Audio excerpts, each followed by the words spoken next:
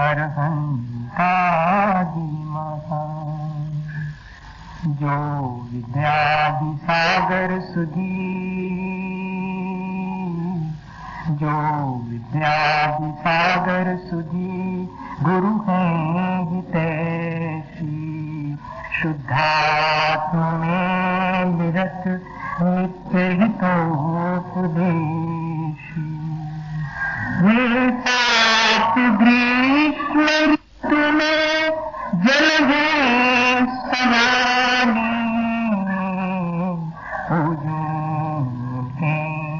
सतत केवल ज्ञान पानी। सतत केवल ज्ञान पानी। बोले भगवान महावीर स्वामी की, उत्तम तप धर्म की, आचार्य गुरु और विद्यासागर मुनि महाराज की।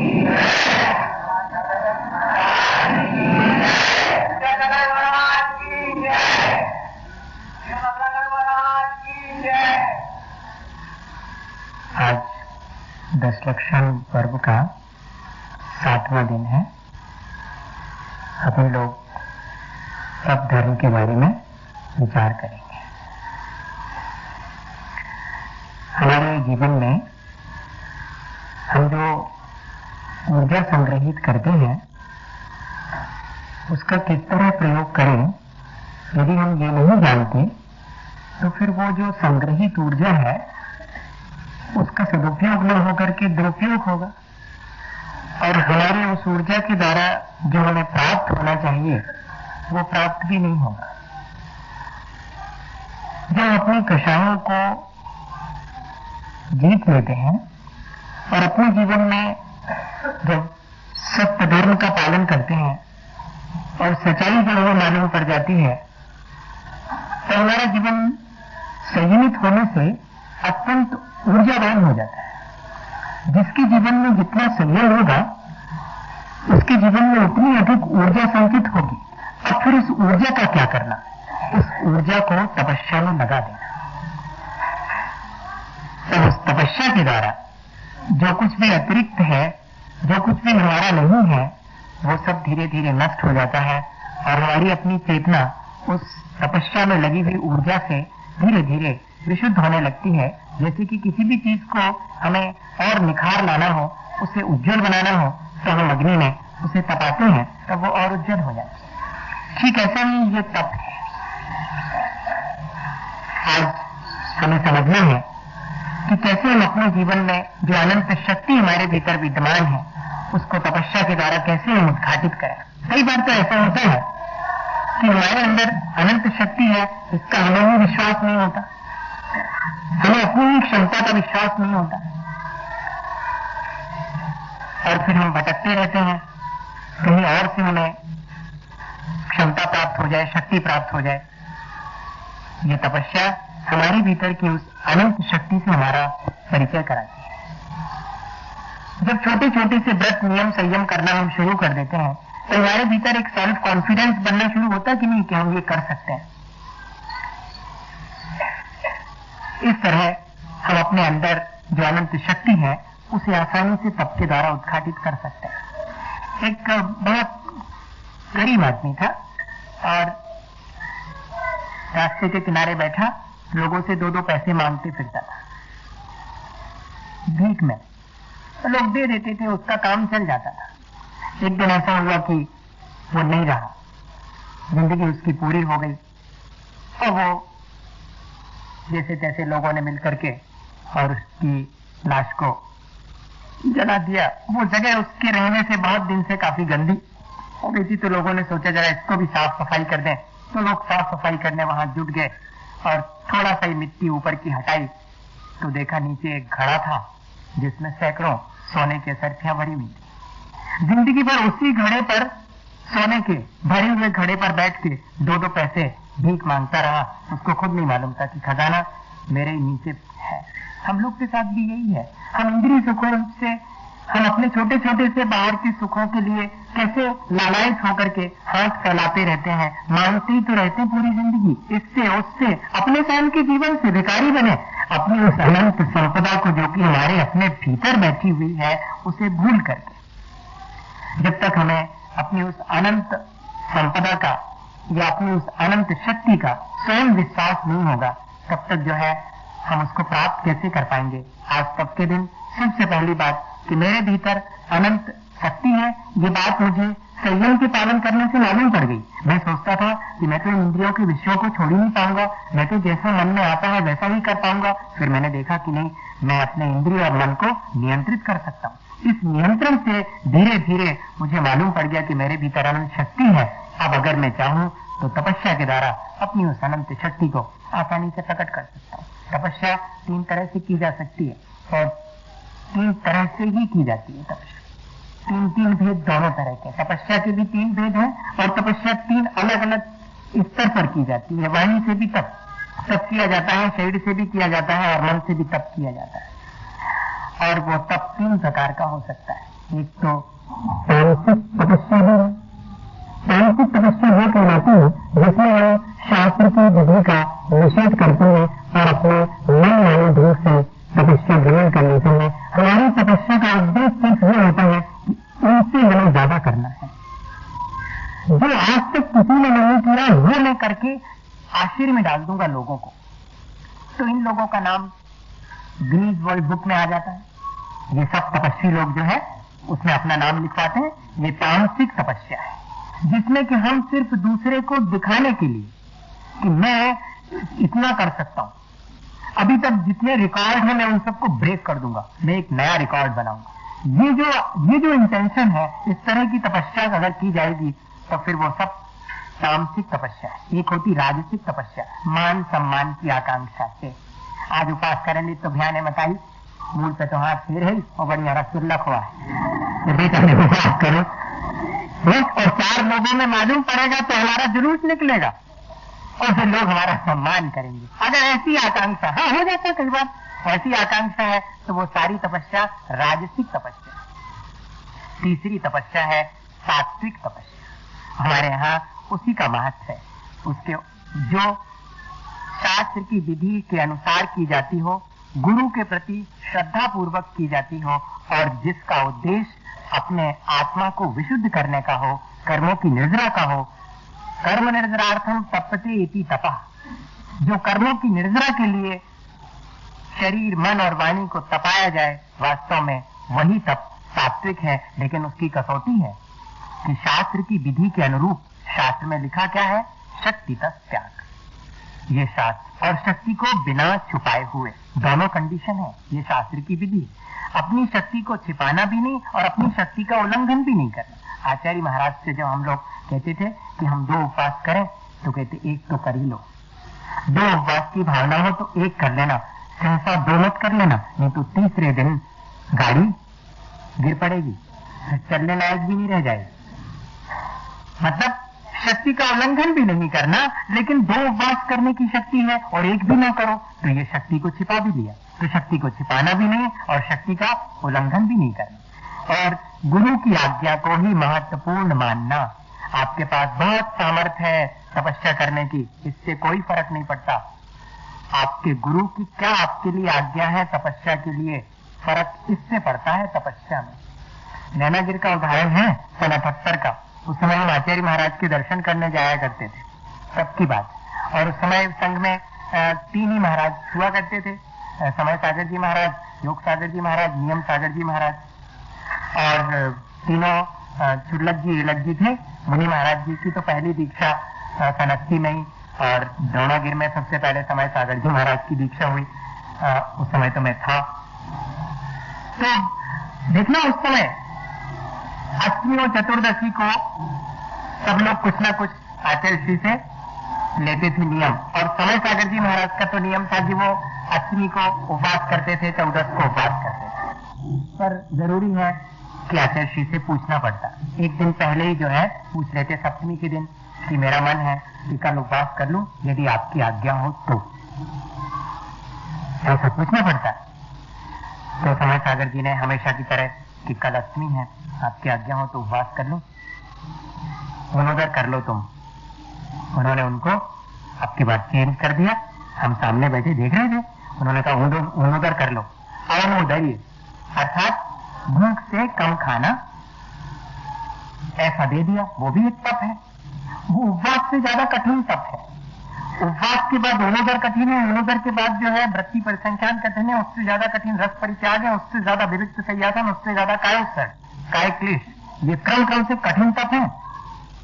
अब उपवास में तो जो है कि न देखी न भौंकी, अपने जो मच्छी मारने बैठे, कोई कुछ जा ही नहीं, चौका ही नहीं जा रहा।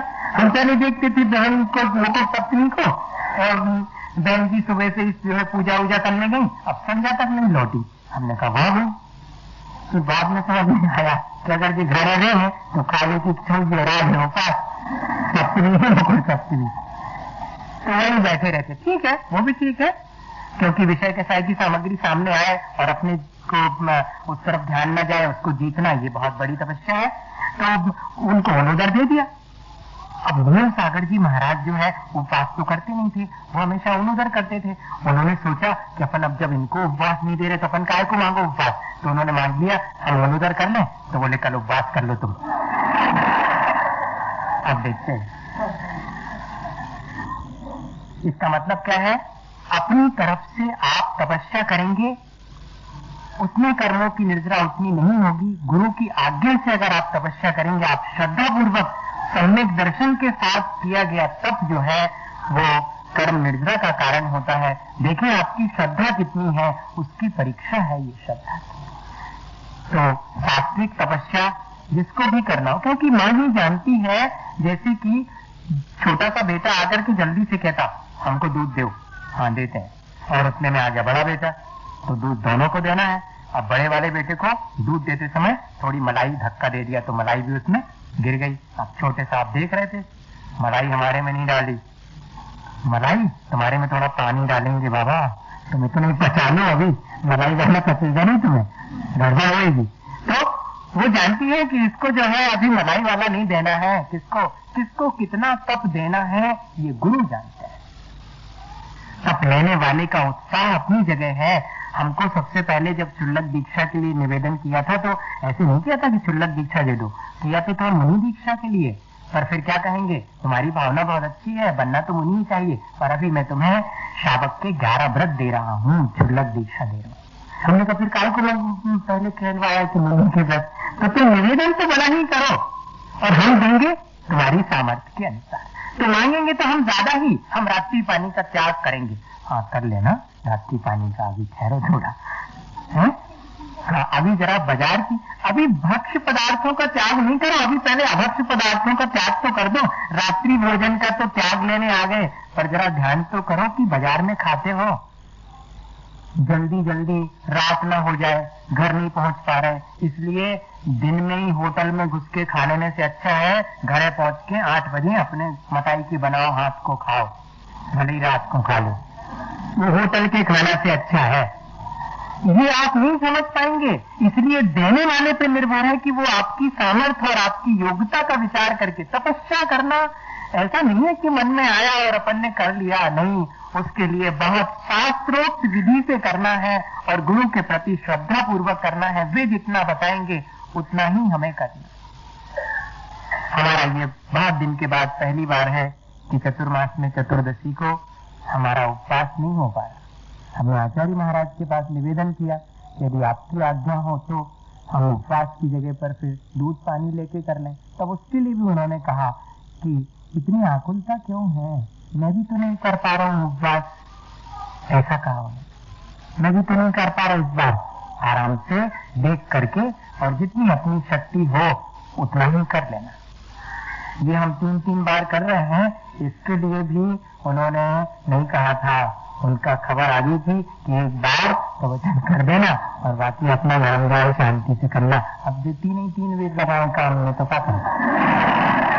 अब सवेरे तनक तो बैठ जाओ महाराज, वो तो जाकर पंडित जी को बस नहीं चलो, नहीं तो 10:30 बजे हो रहे थे बिठा क्या जी आप बैठे हो तो। हाँ पर वैसे धर्म ध्यान करने में का कोई निषेध नहीं है, लेकिन पहले अपनी शक्ति का मेरा कहने का आशय ये है कि अपनी शक्ति का विचार भी करना, अपने गुरु की आज्ञा का भी विचार करना। अब हम नहीं कर सकते। देखो आज शुल्लक जी ने सामायिक से पहले ही जो है हमको कहा था कि आज अगर आपकी आज्ञा हो तो हम ऐसा करना चाह रहे हैं कि आज सामायिक बैठेंगे और शाम तक। मैंने कहा भक्ति में भी बोले अगर मन लग गया तो सामायिक के बाद ही उठूंगा। मैंने कहा ठीक है आप कर सकते हैं, मैं अगर ऐसा करूं तो ये सब बैठे रहेंगे कि क्या करूंगा। आचार्य जी भी कई बार ऐसा ही कहते थे कि अरे अब हमको तो करना पड़ेगा, अब तुम लोग तो अपना उपवास ले करके और अपने सुबह से उपवास लेके बैठे तो दूसरे दिन तक। अभी भी कई महाराज वहां पर कर रहे हैं, अमरकंटक में अभी सब कर रहे हैं। समता सागर जी जो है अभी उन्होंने 2 उपवास लगातार किए। मैंने अपने जीवन में आज तक नहीं किए। आचार्य जी से मांगे भी तो उन्होंने कहा अभी नहीं। फिर एक दिन कहने लगे कि ये 2 उपवास मांग रहा है, फिर निकला होगा उसकी। आचार्य भी करते हैं बहुत, तो ऐसे कह दिया उन्होंने। फिर वही बात मैं आपसे कहूं कि गुरु की प्रसन्नता से, गुरु के प्रति श्रद्धा व्यक्त करके अगर हम तपस्या करते, सबसे बड़ी कसौटी। एक और उदाहरण सुनाता हूं मैं आपको। एक बहुत अपने गुरु का और बहुत भक्त शिष्य था वो, तो बस उसकी और कोई न उसको ज्यादा ज्ञान था न और कोई विशेष तपस्या थी, बस गुरु के प्रति बहुत श्रद्धा थी। तो लोग सब चिढ़ते थे क्योंकि गुरु के प्रति श्रद्धा होने से गुरु भी उससे बहुत चाहते थे, उस पर बड़ी कृपा थी गुरु की। और सारे आश्रम में जो है और जो लोग थे वो सब उससे बहुत चिढ़ते थे, सोचते थे कि ये न रहे तो हम लोगों का जरा नंबर आ जाएगा, इसके रहने से हमारा नंबर ही नहीं आता। गुरु जी इन्हीं की तरफ ज्यादा ध्यान देते हैं। तब फिर जो है उन लोगों ने उसको रास्ते से हटाने की कोशिश करी और क्या करा, एक दिन आश्रम में आग लग गई कमरे में। तो उससे कहा कि तुम बड़ी गुरु की अपनी श्रद्धा बताते हो, तुम्हारे अंदर गुरु की अगर इतनी श्रद्धा है तो जाओ वहां पर उस आग के भीतर घुस करके वो सामान रखा हमारा, वो उठा के ले आओ। उसने कहा इसमें कौन सी बात, गुरु के प्रति तो मेरी श्रद्धा है, अगर तुम कहते हो तो मैं भी चला जाता हूँ। और भीतर गया, गुरु के प्रति मेरी श्रद्धा है और अगर इन्होंने काम करता है तो मैं भी जाता हूँ और जाकर के उठाना है, जला भी नहीं। लोगों को और बड़ा एक बार नदी पार करना थी तो सबने उसे कहा कि अगर तुम देखें क्या है तुम्हारी गुरु के प्रति श्रद्धा, तुम ऐसे ही नदी पार करो तो बताएं। तो वो सचमुच पानी पे चल के उस पार हो गया, उसकी श्रद्धा थी। एक बार उसको जो है पहाड़ पर से नीचे कूदने को कहा तो उसने कहा इसमें क्या फर्क पड़ता है, ये बहुत छोटी छोटी उपलब्धियां हैं। सारे तरफ जो है उसका और नाम होने लगा। वो तो उसको रास्ते से हटाना चाह रहे थे, उल्टा जो है उसके इस तरह से और अधिक सम्मान और प्रचार होने लगा। वो नीचे कूदा तो ऐसे जैसे कि नीचे किसी ने बिठा दिया हो। गुरु तक इस बात की खबर पहुंची, गुरु जी आए और उनको भी एक बार विश्वास नहीं हुआ कि मेरे शिष्य ने इतना सब कुछ कर लिया। तो उन्होंने धीरे से उससे कहा कि क्या जो कुछ भी सुनने में आ रहा है वो क्या सच है। उन्होंने उसने क्या जवाब दिया था, गुरु जी मुझे आपके ऊपर विश्वास है कि आपको अपने ऊपर इतना विश्वास नहीं जो आप मेरे से पूछ रहे हैं। ये कहलाती है श्रद्धा, ये कहलाता है आत्मविश्वास। इसके चलते जो व्यक्ति तपस्या करता है उसकी तपस्या कर्मों की निर्जरा करने वाली है। शरीर से भी तपस्या की जाती है, वाणी से भी तपस्या की जाती है और मन से भी। मैंने आपसे कहा था शरीर का तप क्या है, तो वो कहते हैं कि शरीर पर आने वाली विपत्तियों को शांत भाव से सहन करना, ये शरीर की तपस्या है।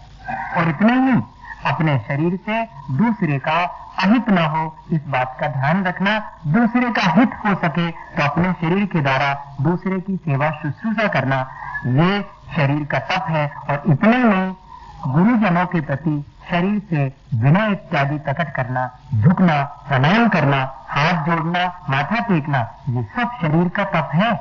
सवेरे से आके अपन भगवान के सामने हाथ जोड़ते हैं, माथा टेकते हैं, ये क्या है, इसको आप क्या समझते हैं? ये शरीर का तप कर रहे हैं अपन।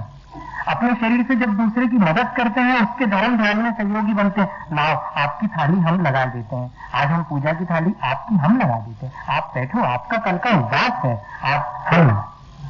ये क्या चीज है, ये बाध्यता आपको नहीं मिला, आप ये वाला ले लो पूजा के लिए, नहीं ये तो हम ही लेंगे, तो ठीक है फिर वो तपस्या ही कहलाएगी शरीर से। आपने दूसरे की सेवा करी उससे शरीर, इतने में आपने तप कर लिया। कितना आसान बता रहा हूँ, इतना आसान उपाय है। शरीर से तप ऐसे किया जा सकता है। शरीर पर कोई रोग शोक व्याधि आ गई, विपत्ति आ गई, संकट आ गया, तो शांत भाव से सहन कर लेना, ये शरीर का तप है। वाणी का तप क्या है? वाणी का तप है प्रेम से बोलना, अच्छे वचन बोलना, आदम के अनुकूल बोलना, क्रोध लोभ धीरत्व प्रत्याख्यानान्विति भाषणम, ये 5 भावनाएं ही वाणी का तप है। क्रोध से नहीं बोलना, भयवश नहीं बोलना, और धीरत्व हंसी मजाक में वचन बोलोगे तो जरूर से वाणी का तप समाप्त हो जाए। इन सब का प्रत्याख्यान करके अनुरूपी भाषणम, आदम के अनुरूप बोलना, यही वाणी का तप है। और वो कहते हैं स्वाध्याय करना भी वाणी का तप है। ये आप वाणी का तप मैं तो कर ही रही हूं, आप सुन रहे हैं, ये आपके वाणी का तप है। रात में वचन का होती है, सुबह से पूजन हो रही है, सुन रहे हैं अपन, सिर्फ इतना, ये वाणी का तप। स्वाध्याय को लिखा है कि ये वाणी का तप है। इसीलिए मुझे लगता है पुराने लोग जरूर से जिनके आंखें कमजोर हो गई, मगर शास्त्र निकालो एक पन्ना, चाहे जोन शास्त्र को, कभी ऐसा नहीं है कि कल जोन पढ़ो तो वही मिल जावे, जोन चाहे शास्त्र को एक पन्ना निकालो अपने, चुपचाप है तो पढ़ो, कायस्तर करे धर दो, करना है। लेकिन अब आज तो ऐसा है ही नहीं।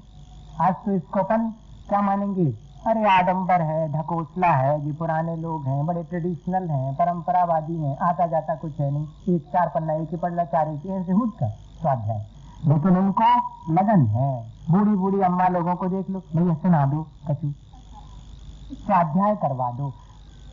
ये जो है, मैं सोचता हूँ कि पुराने लोगों ने छोटी छोटी प्रक्रियाएं, माथा तो टेकने जाना ही पड़ेगा मंदिर, सब तो करना ही पड़ेगा शरीर का, बाद में भोजन मिलेगा, चाहे बाद में, पहले माथा टेक के आओ और स्वाध्याय करो, वाणी का तप। और मन का तप क्या है?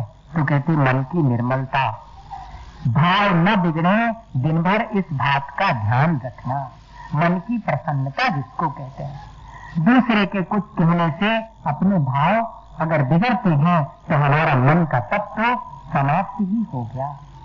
अपने मन को नहीं बिगड़ने देना। मन तो कदम कदम पर अपने मन का नहीं होता है तो कितनी जल्दी मन खराब हो जाता।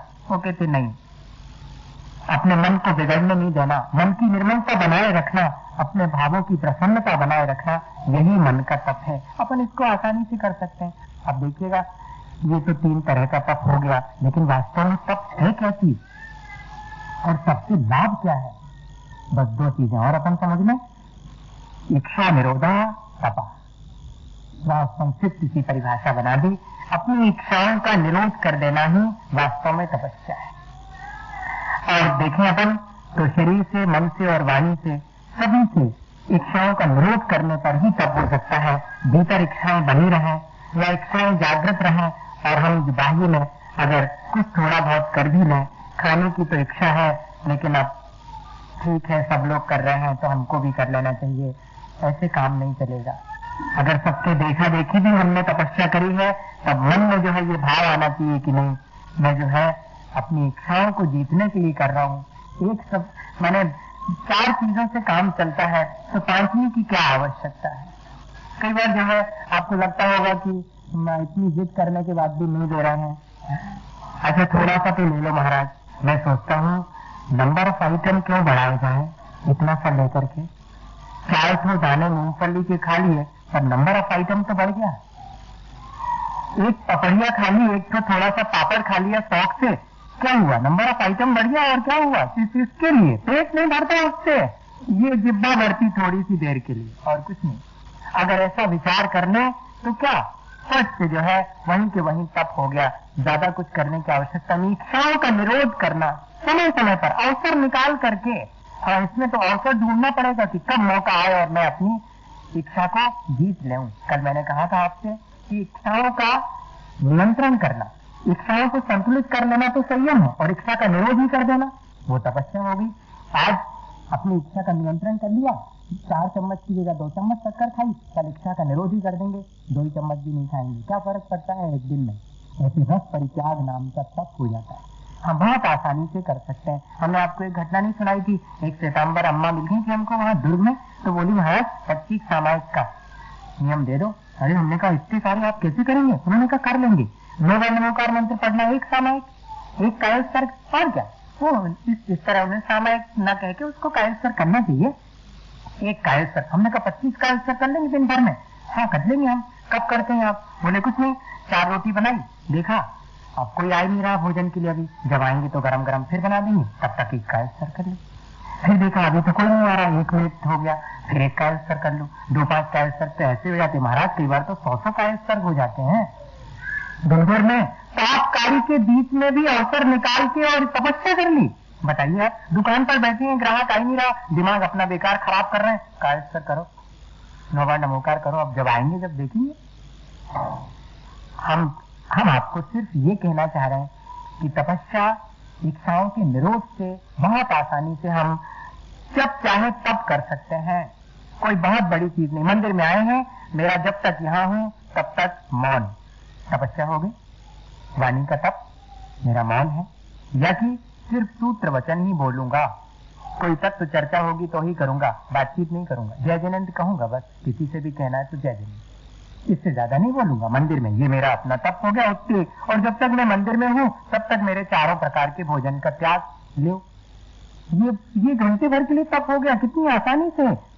इस तरह हम चाहें तो अपनी इच्छाओं को समय समय पर जैसी अवसर मिले और जीत सकते हैं। आपने वारिसेन और पुष्पडाल की कहानी तो सुनी है? कैसी घटना है वो। दोनों जन मुनि महाराज बन गए थे, 12 बरस तक मुनि बने रहे, लेकिन पुष्पडाल के मन से इच्छाओं का निरोध नहीं हो पाया। 12 बरस निकल गए। वारिसेन महाराज देखते रहते थे कि इनके भीतर अभी इच्छाएं गई नहीं है, तब फिर उनको कैसे करें। उन्होंने कुछ कहा नहीं, बस सिर्फ सोचते रहते थे। देखो, दूसरे की गलती देखकर जो उसे सुधारने की चेष्टा करता है, दुखी होता है, सच्चा तो श्रद्धानी वो ही है। तो उन्होंने सोचा कि 12 बरस तक जो है अब क्या करें, उनको कैसे संभालें। तो एक दिन पुष्पडाल से कहा कि क्यों ना अपन अपने उस गांव में चलें जिसको अपन ने छोड़ दिया है। पुष्पडाल के मुख पर प्रसन्नता आ गई, हाँ चलो, क्योंकि उनके मन में अपने जीवन साथी के प्रति प्रेम भाव रह गया था। मैं चाहता भैया संस्कार है अनादि काल के, जल्दी से कहना तो बहुत आसान है, कह रही है तो कैसे आए हैं? हाँ, ऐसा कहना तो बहुत आसान है, लेकिन करना बहुत कठिन है। तो चलो चले, और फिर सबसे पहले अपने घर ले गए, और जैसे ही घर ले गए और माँ को आवाज दी तो माँ एक बार चौंकी कि मेरा बेटा वारिसेन और ऐसे मुनि बनने के बाद घर कैसे आया। फिर भी माँ को अपने बेटे पर विश्वास था, तो उन्होंने कहा आओ महाराज, और फौरन भीतर जाके एक कटवे की चौकी और एक सोने का सिंहासन दोनों रख दिए कि देखें, परीक्षा मैंने भी कर ली अपने बेटे की, ऐसा नहीं है। तो जाके फौरन जो है पाटे पर बैठ गए। अब एक बचा सोने का, तो उस पर पुष्पडाल बैठ गए। माँ के हृदय में बहुत संतोष, कुछ बिगड़ा नहीं, मेरा बेटा ठीक है। अब कहा कि माँ, जिन 32 रानियों को मैं छोड़ के गया था, सब पूरे श्रृंगार के साथ एक बार मेरे सामने आए। अब थोड़ा माँ के मन में आया कि क्या करना चाह रहा है, पर फिर भी हाँ ठीक है, सबको आने दिया, और सब रानियां आकर के प्रणाम करके और निकलती चली गई।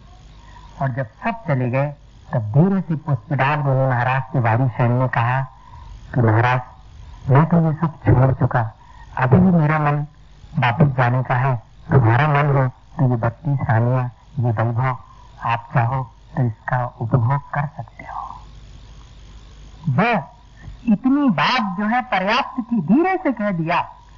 तब उनके मन में फौरन उनके मन में इतना अत्यंत वैराग उत्पन्न हो गया कि अरे, एक अपनी जीवन साथी और जिसकी भी एक आंख कमजोर थी, उसके लिए मैं नहीं छोड़ पाया, और ये एक से एक सुंदर 32 रानियां और इतना वैभव छोड़ के वारिसेन चले गए थे। ये मुनि महाराज फौरन अब वास्तव में वैराग हुआ और कहते हैं कि वारिसेन से कहा कि मुझे फिर से दीक्षा दो, अब वास्तव में मैं साधु बन के तपस्या करूंगा। अभी तक मैंने जो तपस्या करी उसमें मेरे अपनी इच्छाओं को जीत नहीं पाया था। भैया, तपस्या तो इच्छाओं के जीतने का ही नाम है। हमारे अंदर भी अगर वाही में हम तपस्या शुरू करें, तो मैं कहना ही चाह रहा हूँ कि वाही में तपस्या शुरू कर देवे तो देखते जाएं मेरी इच्छाएं कितनी सीमित हुई हैं कि नहीं हुई हैं। मेरी इच्छा है रोज रोज कमती होती चली जानी चाहिए। अपन अपनी भाषा में क्या कहते कि भैया आप धर्म ध्यान करने लगे, हाव तो छोड़ो, हाव छोड़ो, मतलब अब क्या इतनी हाथी मचा रखी है, अब इतने धर्म ध्यान कर रहे हैं और फिर भी दुकान की इतनी भारी चिंता है। 4 पैसे कम सही, टुकड़ी रोटी नहीं खाएंगे, बिना टुकड़ी खा लेंगे, क्या फर्क पड़ने वाला है, रसगुल्ला नहीं खाएंगे। लेकिन वहां तो पूरे दिन भर और इतनी मेहनत करो, अपना सब कुछ ईमान बेचो, काय के लिए, 4 पैसे के लिए। अगर इतना मन में विचार आ जाए, हम देखेंगे कि घर में रहकर के भी व्यक्ति आसानी से बहुत सारी तपस्या तो वहीं रह के कर सकते। अपन कर ही तो रहे हैं, बताइए, नहीं कर रहे हैं क्या? आज से 7 दिन पहले अगर किसी से आप कहते कि एक बार खाओ, हाँ एक बार खाओ, अभी तो परसों दूसरी बार, कोई नहीं मानता। और अब घर में लोग कह रहे हैं कि खा लो, थोड़ा सा संध्या हो गई, नहीं हमने तो छोड़ दिया, हम नहीं खाएंगे। ये किसने भीतर डाल दिया? ये किसी ने नहीं डाला, ये हमारा मन है। इस मन को हमने काबू में कर लिया है कि नहीं, अब तो अपने को नहीं खाना, यानी नहीं खाना। कैसे अपन समय निकाल के और धर्म ध्यान में लगा रहे हैं। इसके पहले 7 दिन पहले तक क्या इतना समय अपन धर्म के लिए देते थे क्या? और अगर रोज ऐसा देने लगे, पूरे जीवन भर के लिए नियम ले लें, तब आनंद आएगा कि नहीं आएगा? आएगा। और कर्मों की निर्जरा तो होगी। कर्मों की निर्जरा के लिए ही तपस्या है। एक और उदाहरण देता हूँ और बात पूरी हो जाएगी। निर्जरा के लिए ही तपस्या है। एक और उदाहरण देता हूँ और बात पूरी हो जाएगी। कर्मों की निर्जरा के लिए ही अपन को तपस्या करनी है, किसी और बाह्य सामग्री की आकांक्षा से नहीं करनी है। सब कुछ छोड़ करके और कोई वैभव इत्यादि चाहने लगे तो क्या मतलब हुआ? ऐसा विचार करना चाहिए। नहीं तो फिर आगामी भोगों की आकांक्षा से अगर अपन ने तपस्या करी तो वो तपस्या ऐसी हुई, घाटे का सौदा हुआ है। पिताजी चले गए और दुकान लड़का के जिम्मे सौंप गए। कहीं भैया हम संध्या तक लौट आए हैं, तुम चले जाओ, भाव आओ तो तुम्हें सब मालूम है, भाव सब मालूम उनको। तो उनने शाम तक अच्छी बेची, संध्या को लौटे पिताजी तो कोई कितेक की बेची, कहने 2000 की, नफा कितेक भाव 100, कहने अरे घाटे का सौदा है, हम 1000 की बेचते और 200 रुपया कमाओ, तो तुमने 2000 बेची 100 कमाए। जब घाटे की सौदा भाई, तपस्या की तपस्या करी और मिला क्या? कर्मों की निद्रा हुई नहीं, उल्टा कर्म का बंद हो गया, तो घाटे का सौदा हो। हमें ऐसा घाटे का सौदा नहीं करना, हमको तो कर्मों की निर्जरा के लिए तपस्या करनी है। एक मुनि महाराज जी के बारे में आती है घटना कि वो तपस्या कर रहे थे, सबको मालूम है वो घटना, और अपन उसको फिर से रिवाइज करेंगे। और नई वाली कहां से लाएं? अब देखो भाई, वही तो रहेंगी घटना तो वही।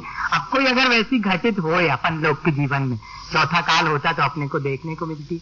आज भी जो है तपस्या करने वाले हैं, आचार्य महाराज ने मुक्तागिरी में 9 उपवास एक साथ किए थे। अपन तो कल्पना ही नहीं कर सकते, निर्जल 9 उपवास और 10वें दिन आराम, और सब धर्म ध्यान पूरा कर रहे हैं। 28 मूल गुण का पालन करना। ऐसा नहीं है कि टेलीविजन देखते रहो और आराम से लेटे रहो और उपवास भी हो गया, ऐसा तो कोई भी कर लेगा, बहुत आसानी से कर लेगा। नहीं, 28 मूल गुण का पालन भी करना है और उपवास भी निर्जल किए उन्होंने। तो आज भी तपस्या तो है। कर्मों की निर्जरा का उद्देश्य अगर तो ऐसी तपस्या सार्थक होती। वो मुनि महाराज जी ध्यान में लीन थे।